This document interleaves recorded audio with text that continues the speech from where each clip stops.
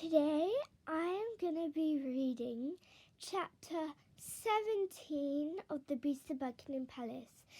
I'm going to continue reading the chapters of The Beast of Buckingham Palace because I just think it's a really fun way to do it, and I love this YouTube channel so much. It just keeps me busy when I'm bored. So,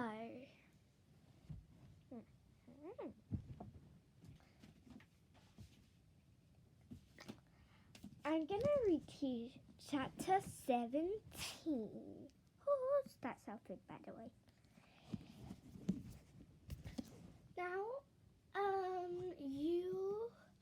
I've sort of left you on like a backwards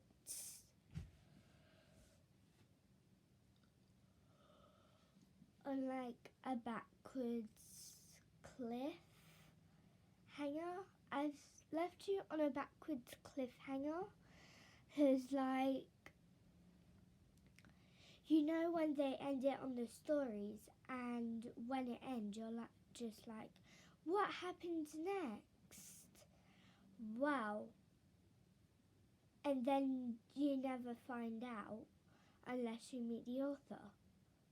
Well, I actually think that it's time to do something like that in a weird way, because I am really weird. So, I'm doing it backwards. So, and you just have to read the story. You just have to read the first 15 chapters backwards. No, sorry. You just have to read the first 15 chapters for yourself to find out what's been happening in the book so far. So I'm just going to read it to you. I'm also going to tell you what the chapter is called, because it is a David Walliams book, and he always gives the chapters names. So, chapter 17 is called A Beast of Fire. Ooh, juicy.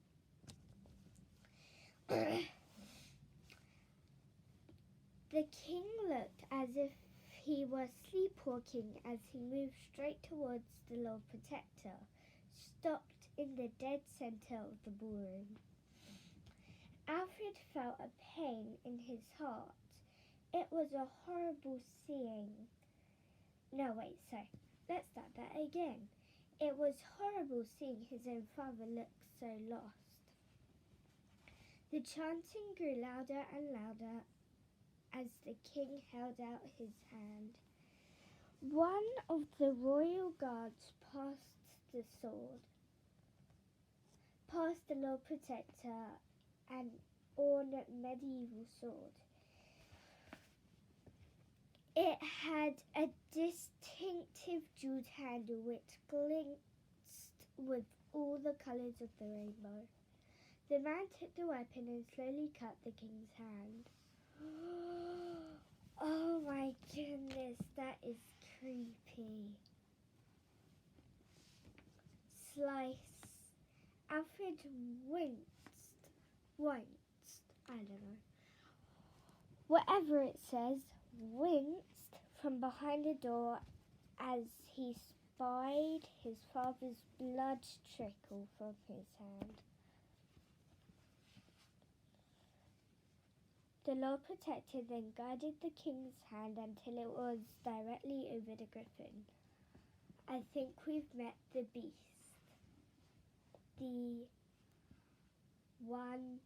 The main enemy.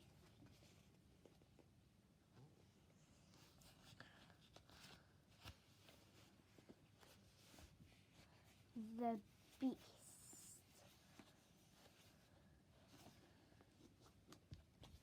Let's carry on.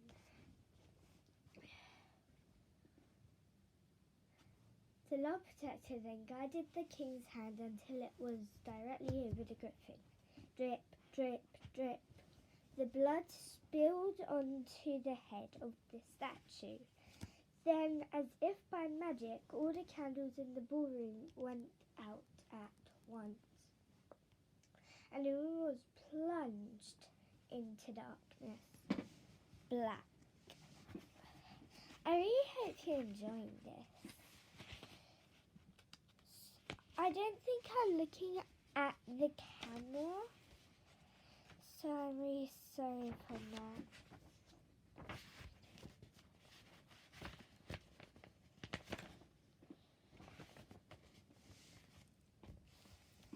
Out of the gloom, something began to take shape. At first, it was nothing more than a flame. Then the flames grew and grew as they lit higher and higher.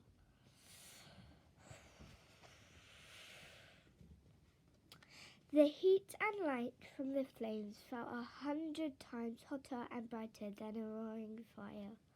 The flames were gold, gold fire.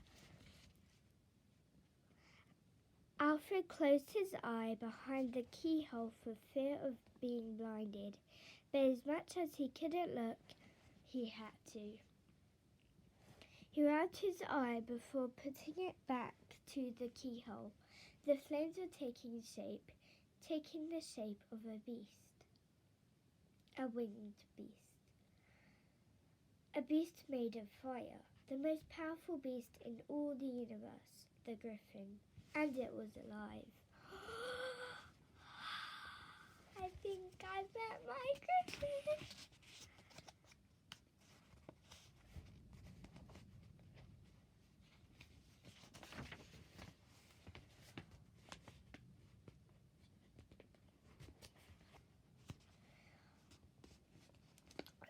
So, you have to read the first 15 chapters of part 1 to David Walliams' story, because I'm not reading it to you because we just got to part 2. And part 2 is Power Over Life and Death, which means chapter 18. Wait a minute. 181, 182, 183, 184, 185, 186, 187. Just checking I don't miss any pages. Chapter 18, I'm gonna tell you, it's called The Mouth of Hell.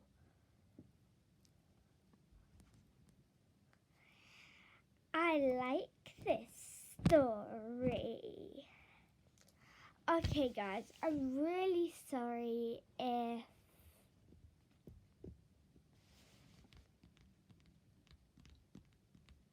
it didn't look like I was looking at the camera for most of this video.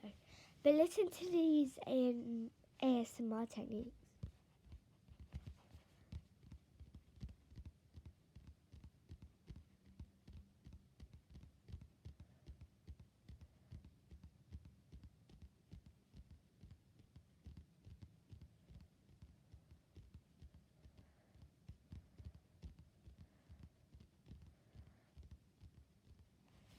I love them.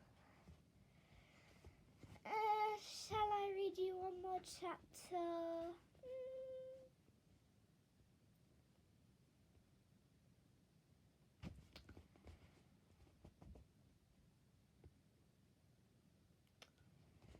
Nah.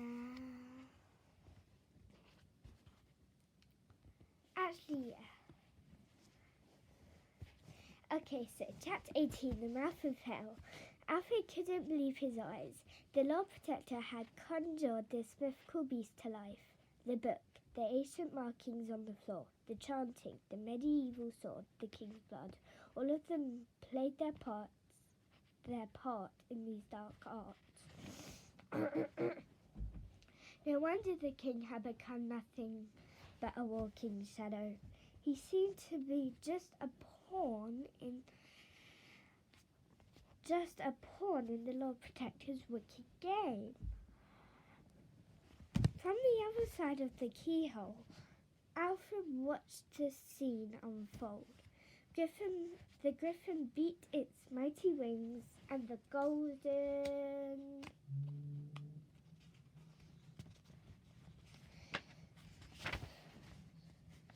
flames lit the walls of the palace ballroom. It was looking into the mouth of hell, death, destruction. This was evil in its purest form, All would be forced to kneel before it, or suffer a terrible fate at the claws of this beast. The griffin let out a deafening cry. Whack! Whack! The bomb-proof glass window cracked. Crack! Plaster fell from the ceiling. Rumble. The second sound was so loud that the king covered his ears in pain. All of a sudden, he came back into the land of the living. No! He cried as he leaped at the Lord Protector to wrestle the ancient sword from his hands. I won't do this. Set me free.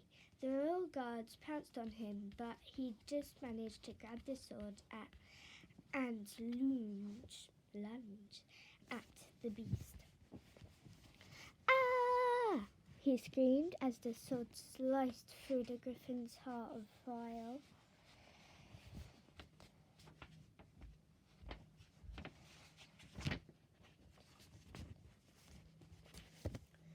Whoosh! In the blink of an eye, the mighty beast vanished into the air, into thin air.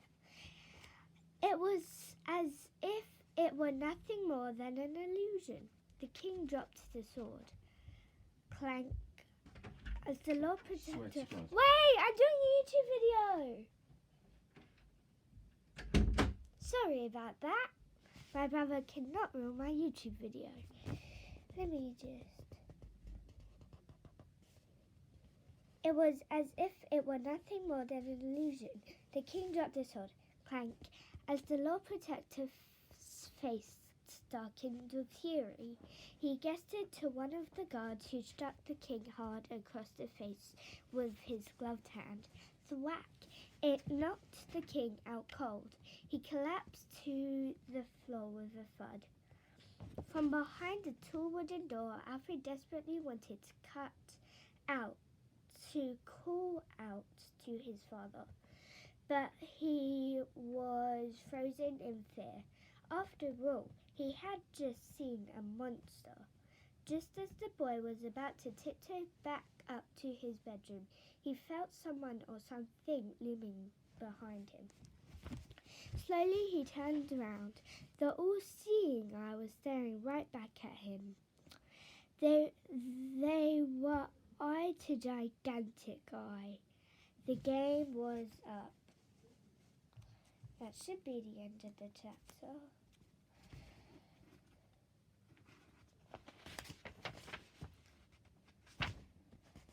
Yeah, I'll do chapter 19 in the next video. And chapter 19 is Silent Scream. Please comment down below if that rhymes, please. Okay. I'm so sorry if it didn't look like I was looking at the camera this whole entire YouTube video. I'm so incredibly sorry. Anyways, guys, I love you and stay random because I will desperately like you. So, bye.